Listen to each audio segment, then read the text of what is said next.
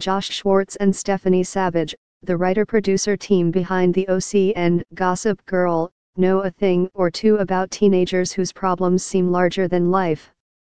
So Brian K. Vaughan's Marvel comic book series Runaways might have seemed a natural fit for them to adapt to television.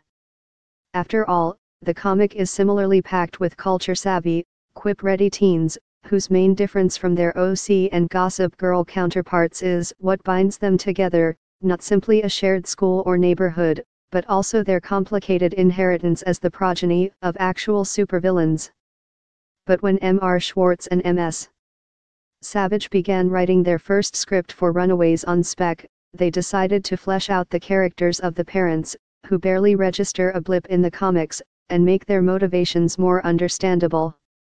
M.R. Schwartz said that this push toward retooling the zippy superhero comic as a slower-paced family drama keeps Runaways more relatable. I think we've all woken up to the idea that just because there are people in our lives who are figures of authority, it doesn't mean they're definitely there to protect us, he said. In November, M.R. Schwartz and M.S. Savage got on the phone to talk about the adaptive process, some of their changes, and how this Marvel property connects to the larger Marvel universe, or not. These are edited excerpts from that conversation.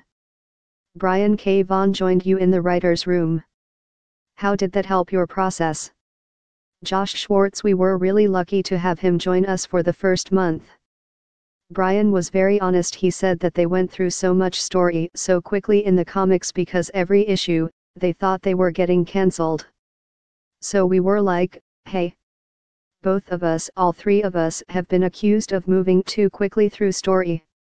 Let's talk about that. Because that was something you ran into on the first season of The OC. Schwartz laughs, and that led to a lot of really healthy conversations about the reasons why, and the fun of when the story is moving really quickly, how that can be thrilling for the audience, and how you just want to make sure there's enough to sustain the show long term. Is that how you landed upon making the story multigenerational? Schwartz: it's twofold. One is that Marvel Television has a much more grounded approach to how they like to tell stories. They like to have things rooted in some kind of reality, even if it's a reality from the future. And so our parents don't have superpowers the way the parents did in the original. And we like the idea of telling the story in a way where it was more of a question for the audience where their sympathies should lie. With the parents, you think they are the villains, and then you start to discover that the truth is actually more complicated. And we can explore multiple points of view. Stephanie Savage: we did want it to appear as a mystery. With the kids, we wanted to establish how they really felt about their parents and each other.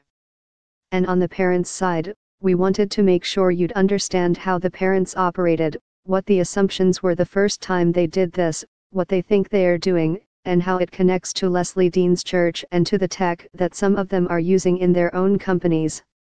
We wanted it to be the thing that brought all those other elements together.